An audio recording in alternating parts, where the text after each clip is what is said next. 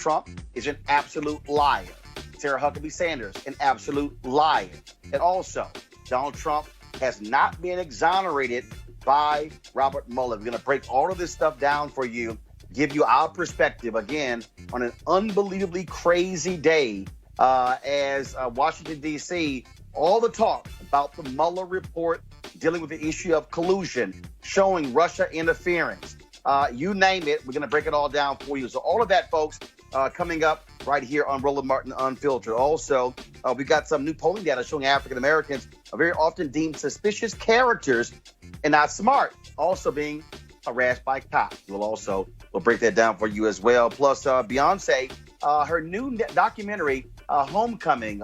She performed at Coachella last year. Netflix is turning this thing into a documentary. And she talks about, again, the impact of HBCUs on her life and why she wanted Coachella to experience what it means to be Black. And so we'll talk about that with our panel. Also, speaking of HBCUs, how university students are not happy with white gentrifiers walking across their campuses with their dogs, pooping all over the place. Hey, it's a college campus. We hear from some of those students. And also, Laura Ingraham, more nonsense from her. She got into a fight with Chrissy Teigen, the model, wife of John Legend. Christy fired back. I just love me some Christy. Folks, we're going to show all that for you. We got a great panel for you. It's time to bring the funk on Roland Martin Unfiltered. Let's go. He's got it. Whatever the miss, he's on it. Whatever it is, he's got the scoop, the fact, the find. And when it breaks, he's right on time and it's rolling. Best believe he's knowing. Putting it down from sports to news to politics. With entertainment just for kicks, he's rolling. It's on go, roll, y'all. It's Roland Martin, yeah. Rolling with Roland now. He's funky, he's fresh, he's real, the best, you know he's Roland Martin now.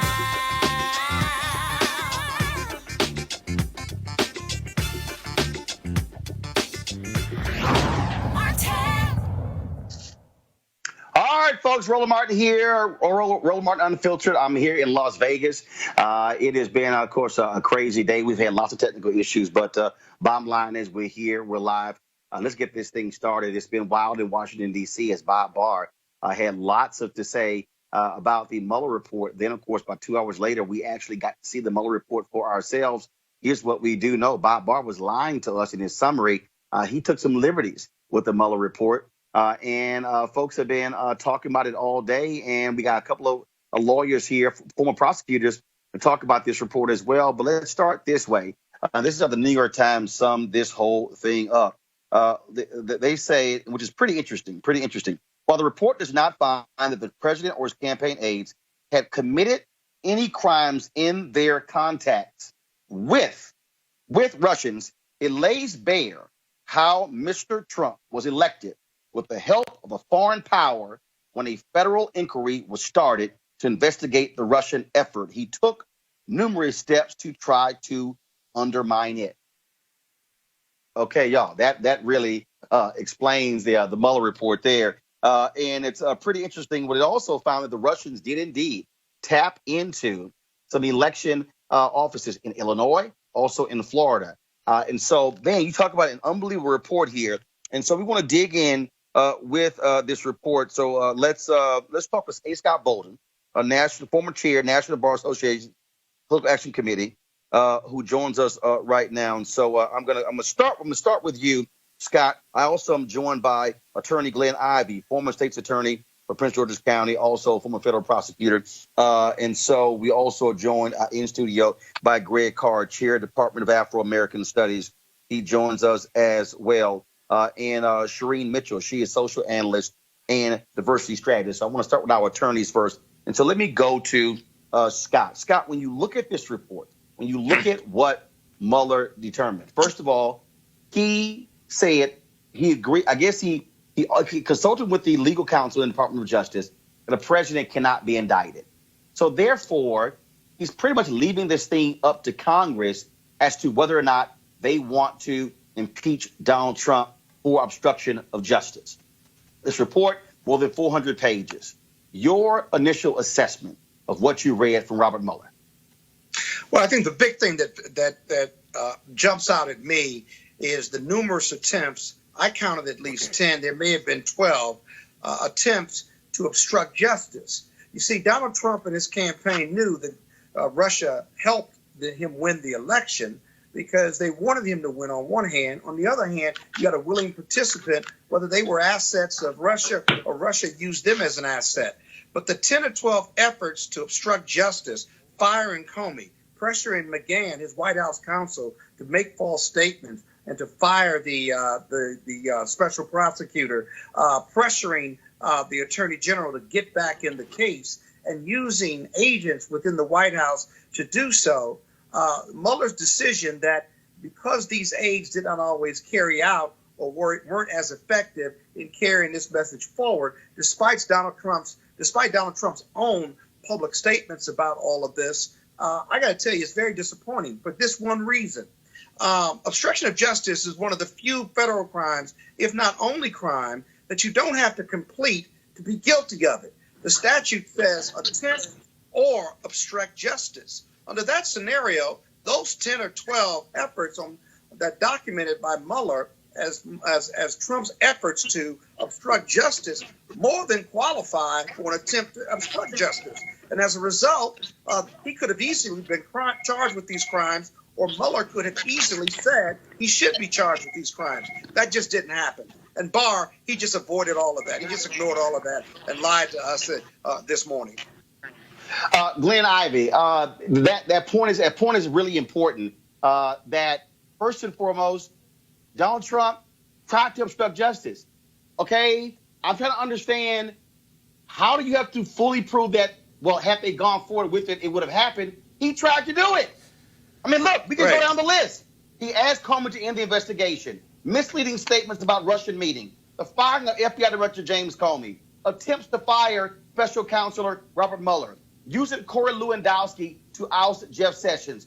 Talking to witnesses about testimony. Trying to get Jeff Sessions to unrecuse himself. Also, trying to tell Don McGahn to lie, and Don McGahn wouldn't do it, and he kept wanting him to lie. I mean, that's what Donald Trump was trying to do. And then he tried to fire McGahn because he wouldn't lie. Don't forget that. Glenn Ivey, go ahead. Hold on, Scott. Glenn, go ahead. Yeah, it's a long list of misconduct for sure, and I think there's a lot for Congress to work with, and they're gonna do that. I think the House Judiciary Committee, in particular, is going to jump after it. But one thing that I thought was very surprising was the fact that Barr came out and said that there was no obstruction, there was no evidence of obstruction, even in the face of all the evidence that was there. It was a little disappointing, too, to have Mueller come out and tee it up, lay out all the evidence like that, but then pull back instead of go ahead and pushing it across the finish line. But clearly there's plenty for Congress to work with in the weeks coming up. Well, and also what I thought was quite interesting is that when you start going through this and you're seeing his actions, his public comments, that anybody looking at this, Scott Bolden, can say, dude, you were trying to affect the Paul Manafort jury.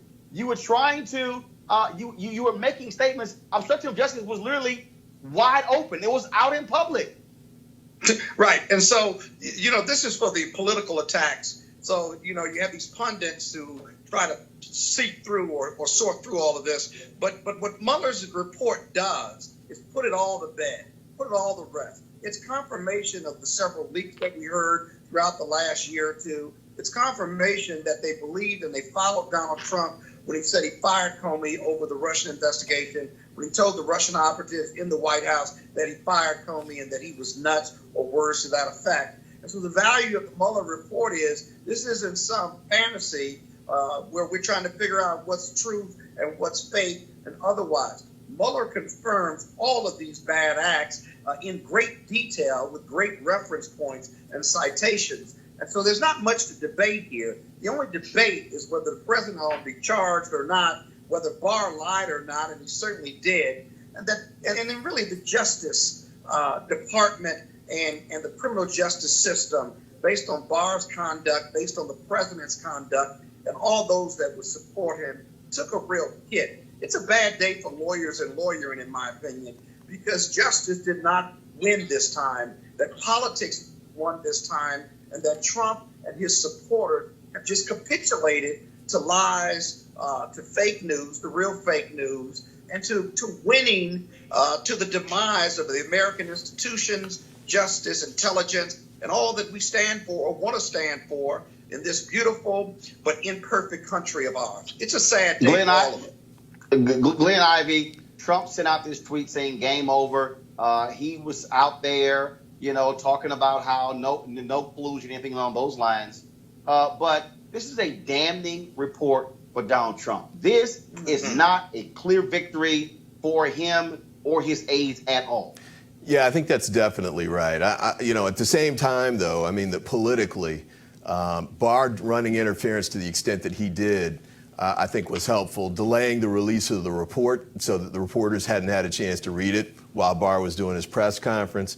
And then Barr still ended up walking away from tough questions that he got at the hearing, at the press conference. So we got off to a slow start, but I really do think it's going to be incumbent on Congress, the House in particular, to follow up on this and push it forward and make sure the public gets a chance to understand and digest all of what's in the report that lays these facts out. I think we have to pursue it.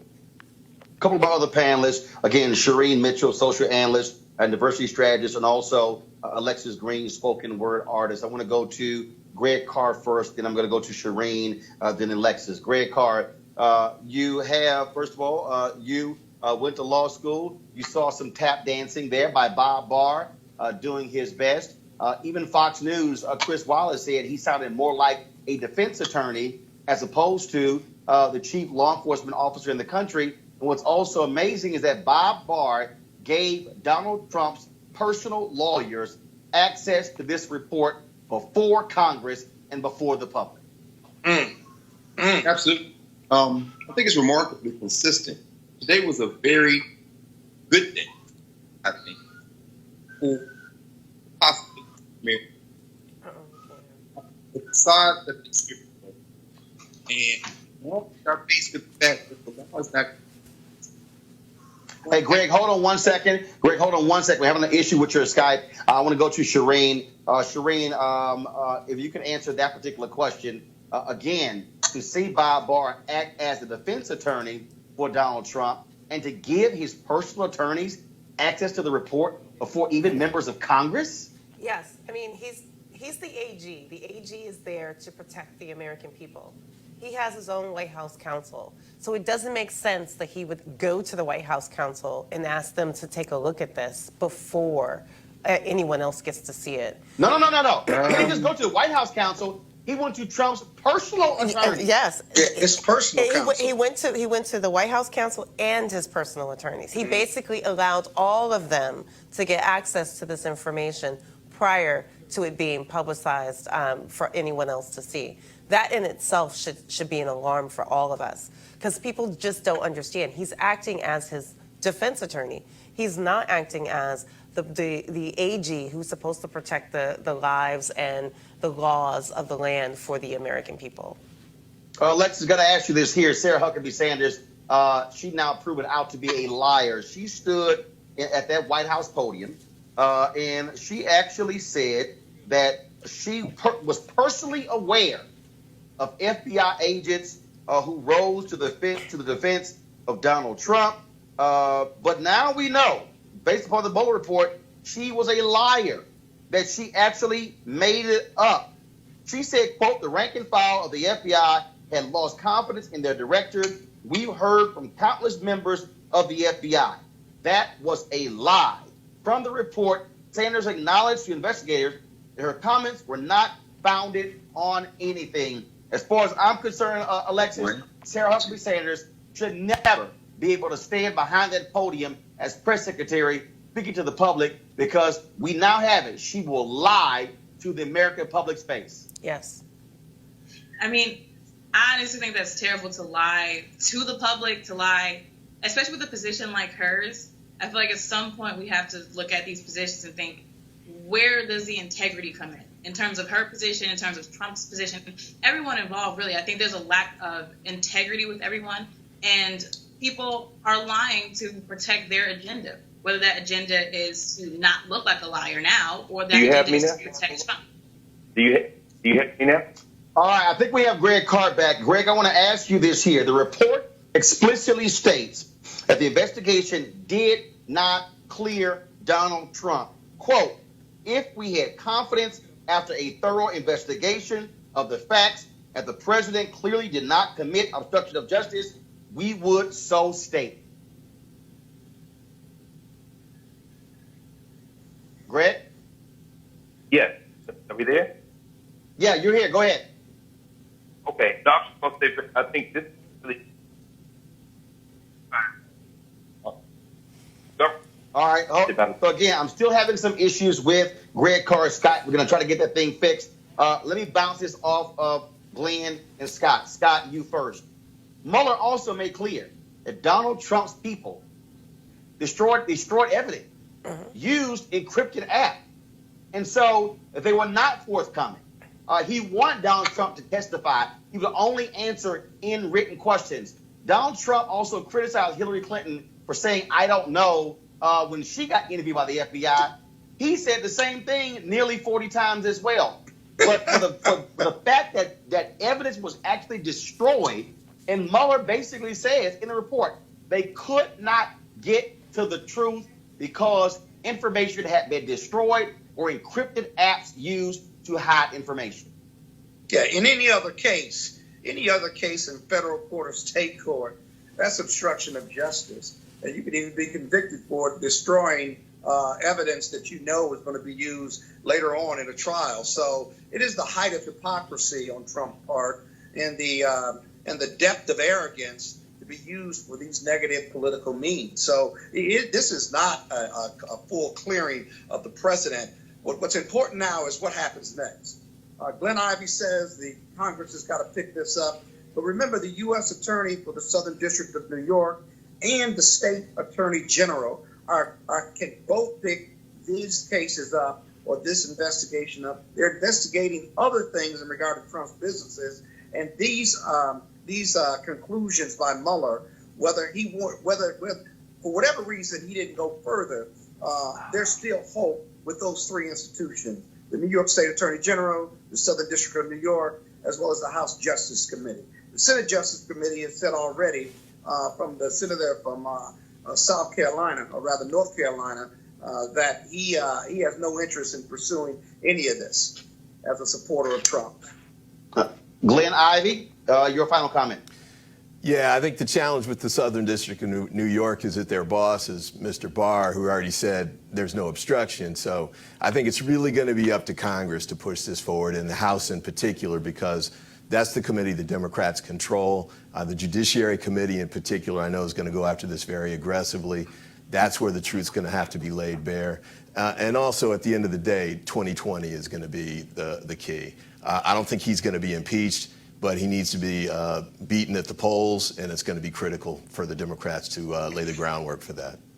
We've got Greg Carr on the phone. So, Greg Carr, just your thoughts overall on this entire report now that we have, for the most part, the full Mueller report. I think it's a great day, brother.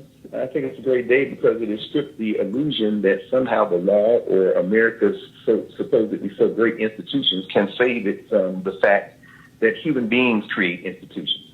The facade has been dropped. Volume 2, page 4, May 17, 2017, when the acting Attorney General for the Russia investigation appointed the special counselor, Donald Trump, made his confession. Oh my God, this is terrible. This is the end of my presidency. I'm beat. In other words, he knows what he did. Now, is it illegal to receive emails from WikiLeaks if WikiLeaks did not, in fact, hack into the computers and the Russians did and gave it to them? No, it's not illegal. So Bob Barr is technically correct. But as you say, 12 of the 14 indictments are still secret. That's where a lot of the redactions are from. But at the end of the day, that whole report, up and down that report, as you said, this is an administration full of liars, full of people who are flouting Article 2 powers, as Robert Mueller has said, and people who are testing the limits of American democracy. I think it's a beautiful day in America, because what we are now faced with is a question. This isn't about Republicans and Democrats. If you believe in the so-called idea of American exceptionalism, then you need to do something very different. The Republican Party, not the Democratic Party, is the one that is on trial today. And I think they will probably be found wanting. And then the real question emerges, which is, what exactly do we have in this country if the President of the United States can flunk the law with impunity?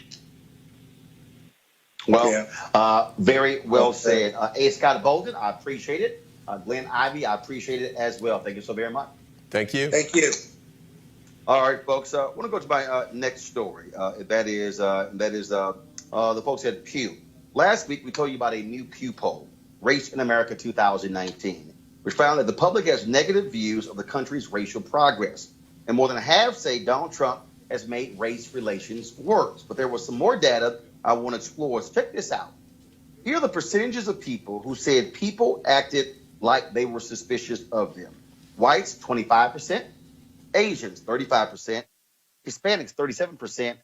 Blacks, 65%. No other group was higher than 35%, higher than 40%. African Americans were at 65%. The percentage of people who say that people acted like they thought they weren't smart. Whites, 26%. Asians, 39%. Hispanics, 48%. Blacks, 60%. Now check this out. The percentage of people saying that they have been unfairly stopped by police. Whites, 9%. Asians, 16%. Hispanics, 19%.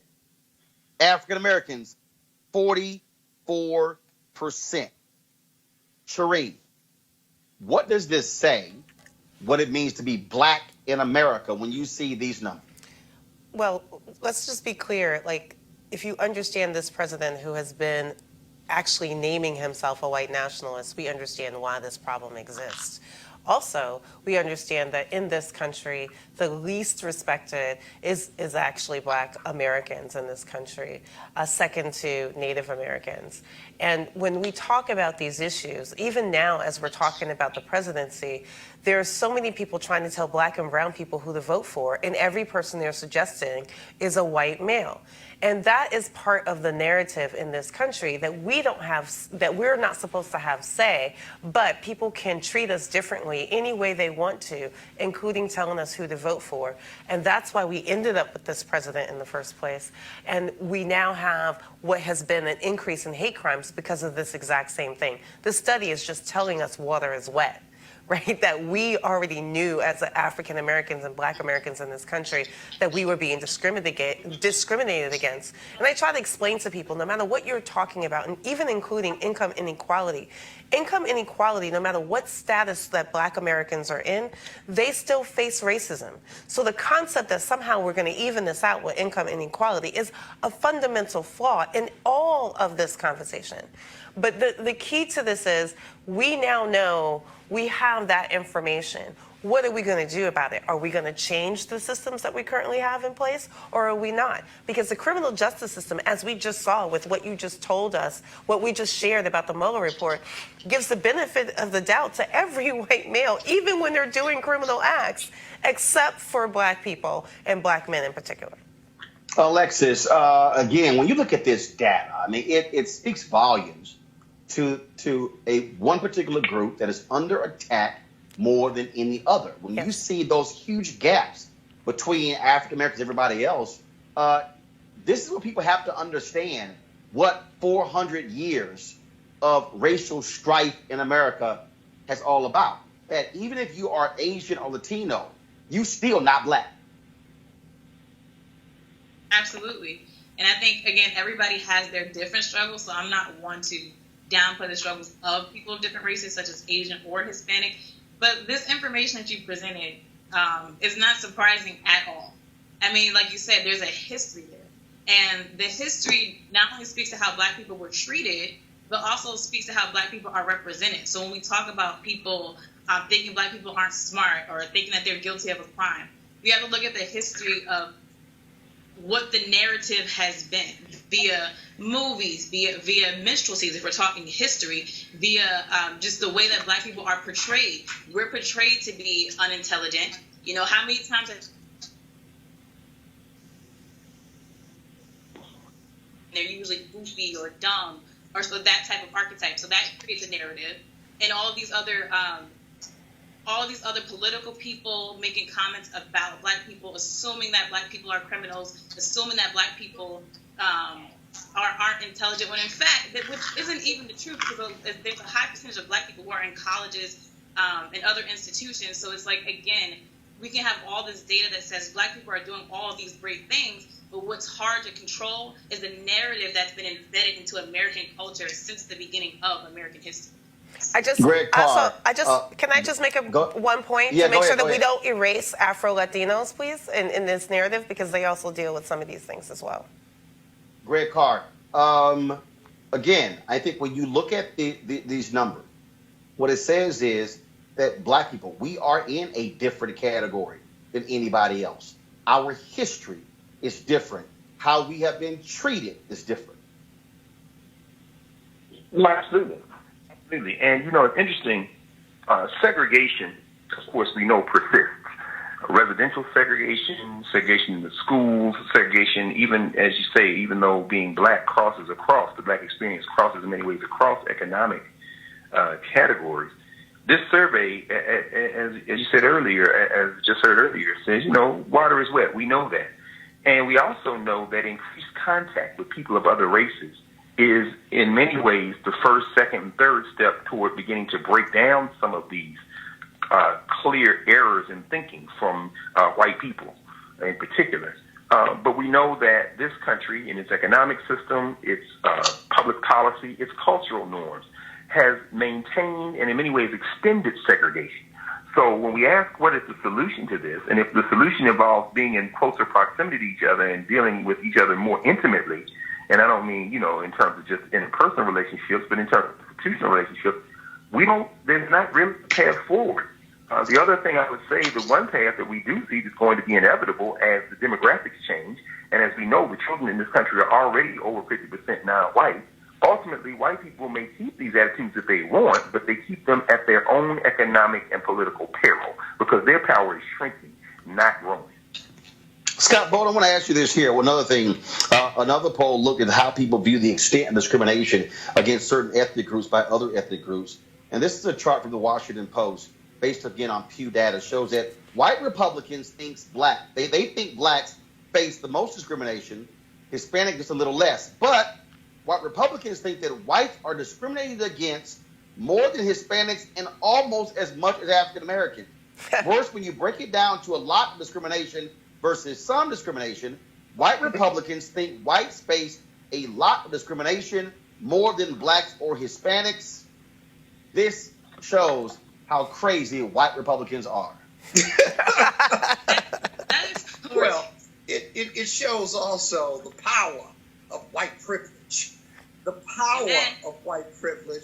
But more importantly, it shows this, that white people have gotten so comfortable with telling Black people and the world what's racism and what isn't, how they've been discriminated against by reverse racism and reverse discrimination, and that they deeply believe it because it frees them from their guilt of how they have treated people of color for 400 years. That poll is the result of what they've done to free themselves from that guilt and to be able to bastardize racial violence, racial profiling, and racial injustice over the years. So I'm not surprised at that at all. White people really do believe that the browning of America is not only upon them, but they are going to suffer even more because of the browning of America, because they know what they did when they were in the majority. They fear most what people of color are going to do to them when people of color are in the majority. And it's just not true. We are built differently, we think differently, and we want to be fully integrated into what the best of America represents. But that poll shows you what white people really think. Alexis, 2009, I said we were living in the age of white minority resistance. That white people are walking around scared to death because America is changing. I'm working on a book right now called White Fear, and that's what we're dealing with. But white Republicans actually think that white folks face more discrimination than Black people. They are out of their damn mind. I'm just like, face more discrimination where? I don't understand where that idea comes from. I think it comes from just wanting to have a little bit of a victimhood. It's like, well, what about me? I have issues too, and it's just like, let's not ignore the reality of the situation. Like, this idea that white people face more, again, to trying to change, trying to maintain the narrative that has already existed. This is the 2019 version of the white man's burden, the concept, old school concept that white men had so hard having to teach slaves and Native Americans how to speak English and how to be humane and not be barbaric. This is the 2019 version of it. Like, what is your actual discrimination? That people are saying that black people are speaking out and saying that white supremacy exists? Is that what your burden is? That black people are trying to rise up and go against systematic oppression? Is that what your burden is? So for me, for a white person, if a white person were to say, or a Republican, whoever, that white people face more discrimination than black people, give me some examples. How is that so? When we clearly see incidents where black people are outside having a barbecue and they get the police called. We don't see too many instances where a white person is outside having a cookout and black people are, calling the police, or at Starbucks, in fact, black people are calling the police. In fact, that leads right to our next story, and that is how university students are not happy at all with these white gentrifiers who have been moving into historically black neighborhoods in Washington, D.C. You got white folks walking their dogs on the yard at Howard University, having picnics, and just strolling around campus as if it's a damn park. No, it's a college campus. And so we dropped by Howard University to get the thoughts on some students there. And here's what they had to say. They really don't value the campus and our spaces as much as we do. We hold the yard, like, that's a sacred space for us. And for them to bring their dogs and have their dogs using the restroom on the yard, that is seen as disrespectful. That's just disrespectful to us. And I think if we were to go to spaces like Georgetown, and what if we brought our dogs that ran around Georgetown's campus like that? I don't think it would have the same reaction. And I think locals don't value, people who have moved in do not value the culture, and they don't participate in maintaining the culture that is DC, that is Howard. It's like a slap in the face. It's like they come in and we can do what we want, in a sense. As far as the go-go music being played in front of Metro PCS, I love how how our people came in droves and everyone came to support, because that man had been playing his music there for years and no one was saying anything. And it wasn't even past 8 or 9 p.m. I think. It was in the daytime. So it's like they feel threatened or entitled when they moved in, and this is really our community in a sense. Greg Carr, you teach at Howard University. I am volunteering to walk the yard and to call the cops on white folks having picnics and they dogs pissing all over the yard. Dear brother, I must say that if you call the police on these white people and their dogs, we may then have to go to war because the police might try to arrest you. Yeah. I think what we're facing is, of course, white privilege, but also there are convergence of issues we're facing. And I've seen these white folks on the yard. When I see a white person with their dog on Howard's campus, I walk toward them and I purposely stand right in front of them and their dog, daring them to do anything other than continue on their way. Now, I'm sure that they could call the police on me, but I think we see the convergence of things. We're seeing not only the entitlement of whiteness, because these white people will take their dogs anywhere and do anything, but we also see a dog culture. We live in a society where they have gentrified this neighborhood, and you've got what used to be other mixed-use purposes buildings, now high-rent condos, and on the roofs you have dog parks. Yes, parks for their dogs when people don't have places to sleep tonight in the city. So you got that convergence. But the only other thing I would say about this issue of dogs walking around on Howard University's campus, and increasingly with gentrification, I would not be surprised to see them walking on the campus of Tennessee State or Texas Southern or Jackson State or other places. We see our response to this must be to make them so uncomfortable in the space that they begin to avoid. And we can do that quite easily. And I, for one, would be glad to walk with you shoulder by shoulder, brother, and we can stand in front of the Alpha monument and make sure no dog violates that space, brother. Even Omegas. That's right. Scott Baldwin, of course, with the Howard right. Law School there. And this thing really goes beyond Howard University in terms of folks just having picnics and their dogs urinating and pooping on the yard. Yeah. What we're seeing all across the country, Scott, we are seeing historically black spaces that have been turned upside down.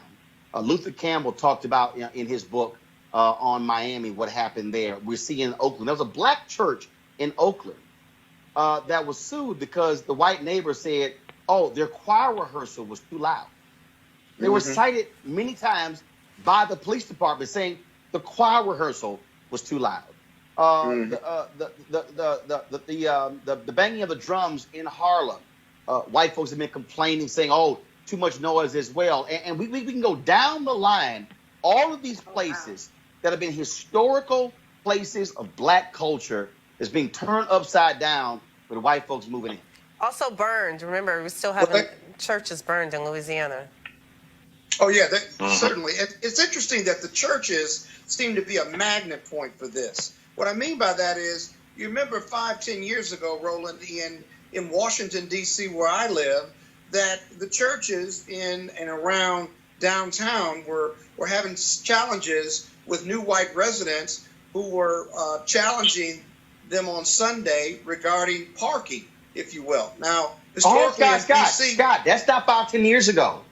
Now, Scott, we had our State of the Union event at Shiloh Baptist Church last year. They told us that they are catching hell because the white neighbors do not like the cars parked there on Bible study as well as on Sunday morning. It's ongoing then.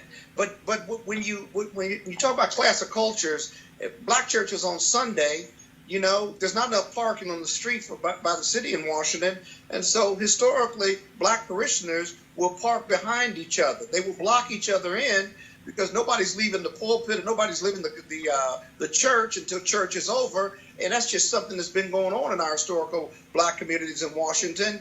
And white people moved in, and their cars got blocked, and then they started to complain. They called the police. They started talking to their congressman about changing the parking rules and all these other things, which would be disruptive to historical black culture, whether it's right or wrong.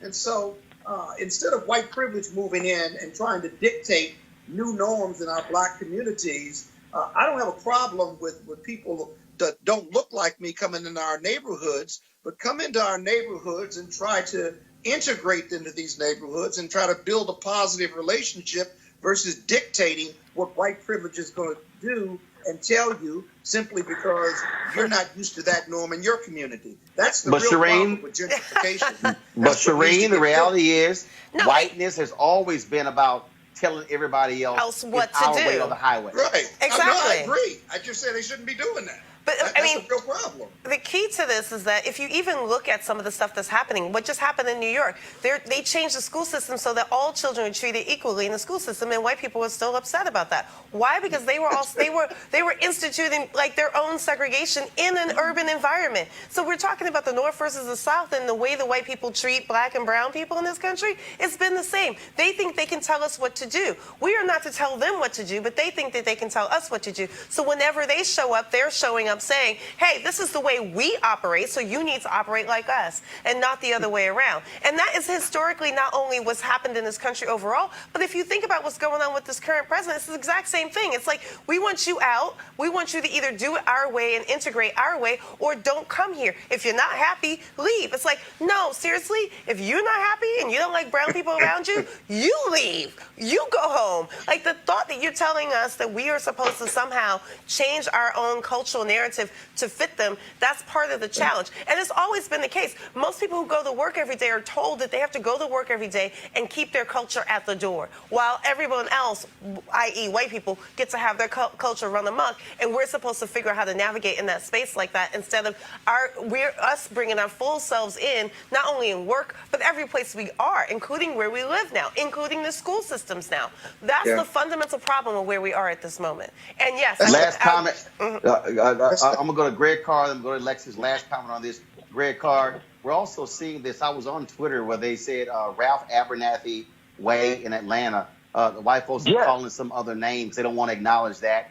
In my hometown of Houston, 3rd Ward, very well known, home of Jack Gates High School, Texas Southern University. White folks moving in, calling it Midtown.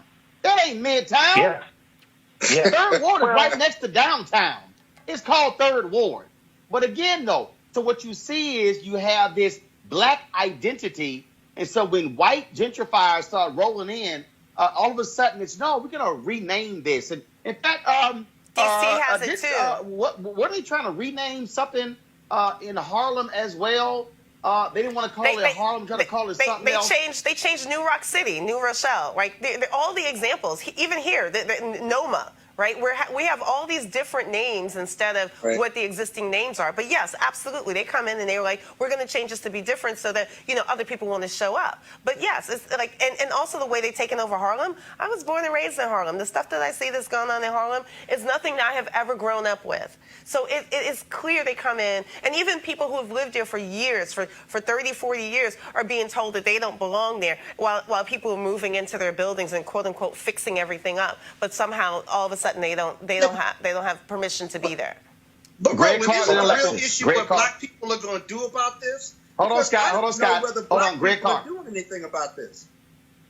No, I agree with what Scott just said. What you just said, brother. What are we going to do about it? I mean, in a stone's throw from Howard is Lincoln Temple United Church of Christ. That's where they started the American Negro Academy. Paul Robeson, Martin Luther King, Marion Anderson, all saying that the congregation dwindled to the point, black congregation, where now the building is for sale. It'll be condos soon. And so, I don't have any problem with white people renaming everything. I really don't. You know why? Because when we see that, the question we have to ask ourselves is the question Scott just raised. What are we going to do? What we see is black political power in these cities the keys were handed over to black people when white people didn't want to live here. And then they took the tax base and the revenue generation out of the cities. We put these cities in play, and then now they're coming back because they want to be back in these cities. Well, as they come back, you don't welcome them with open arms. At this point, it's a declaration of war. And when you're at war, you got to act like you're at war. I'm not talking about killing people. I'm not talking about harming people. But I'm talking about being a whole lot less cooperative and a whole lot less welcoming. And that means city council people, that means ward people and alder people need to now take an adversarial attitude toward these people who are trying to stop black worshipers from parking in front of their churches and are trying to now push us out of these neighborhoods. If you want this space, you get it 1 inch at a time, and we're going to fight you every inch of the way.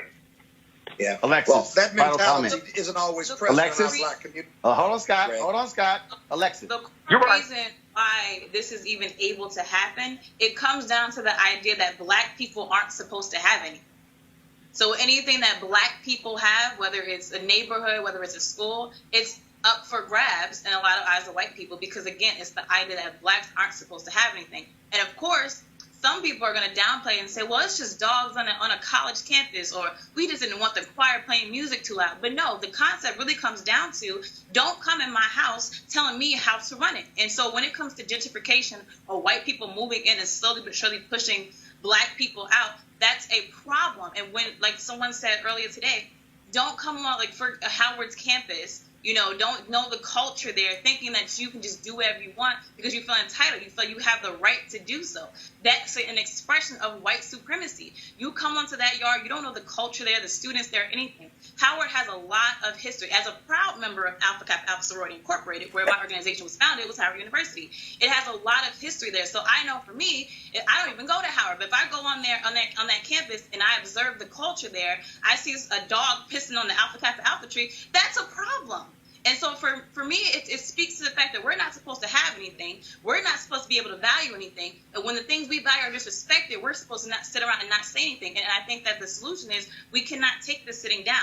If we continue to not speak out and not say anything, it will continue to happen. Yeah, but Roland. All right, Scott. Okay, Scott. Now you can talk. Okay, why aren't you talking about what black people, elected officials, business leaders, and community folks and church leaders aren't doing about this? Because it's not like we're being just walked over and run over. Our mentality simply isn't to fight this, at least in any type of organized way. And so if our elected officials are giving our communities and our cultures away, if our churches and our community people can talk about the problem but aren't doing anything about economic empowerment, political justice, social justice, and taking a stand against these infringements in our communities, we are as much to blame as white supremacy is, or as white privilege is that comes in, and we allow them to do that. That's a broader issue in regard to Black America and what we're willing to fight for, and whether we've gotten too comfortable with where we are and not willing to fight. Well, it's also why I've also said that if the land is for sale, we should be buying it. So that's exactly. And we ain't buying it. Speaking of black culture and not being afraid to show blackness, Beyonce, of course, performed last year at Coachella.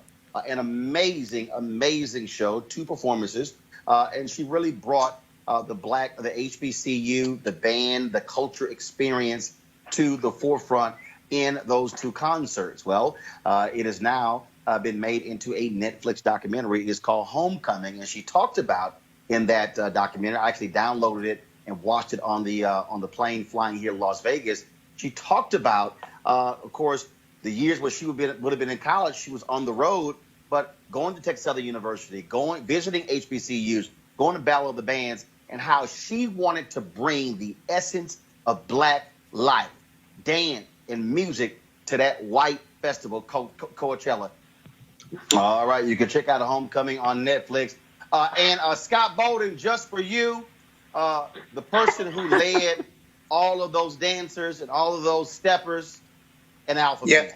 Just no. You know. It was a Noop. I saw the Noops on there. No, it was Captain. No, I saw that. I saw some canes and everything. I was stepmaster for Morehouse, Fall 81 and Fall 84. Scott, I just want to share that with your audience. Scott, we all know a Kappa will never, ever lead anything.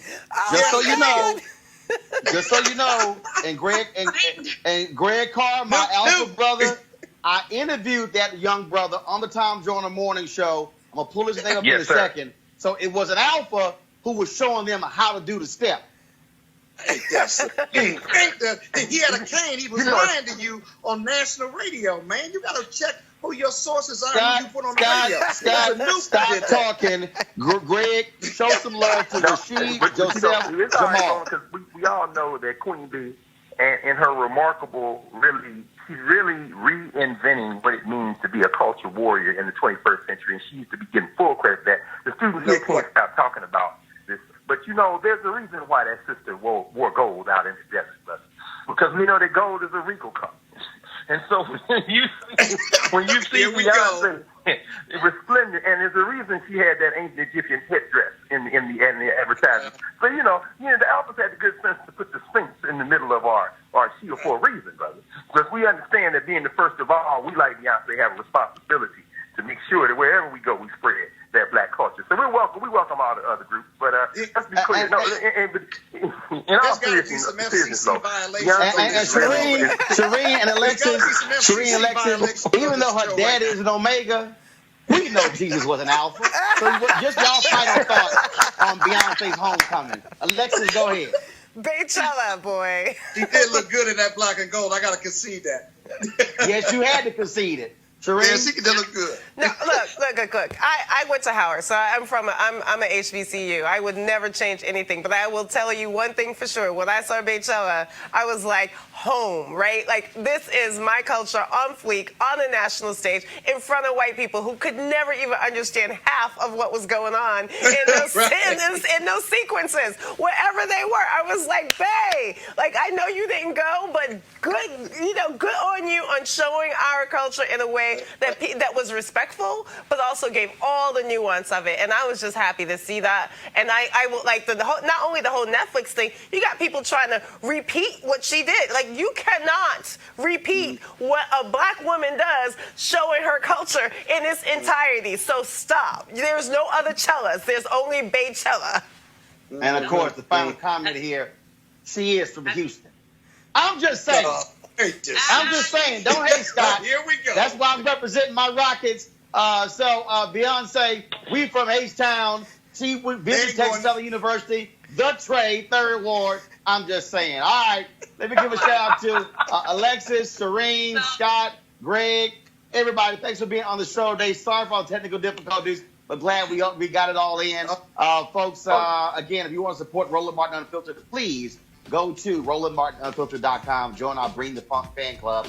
Don't forget, every Friday, of course, we run the video of all of our follows. And also, if you are a member of the fan club, you should have gotten an email today with your promo code. And so we're going to start beginning on Monday. I'm going to announce some products we have for sale that you're going to be able to get a 20% discount. Yeah, I decided to go with 20%.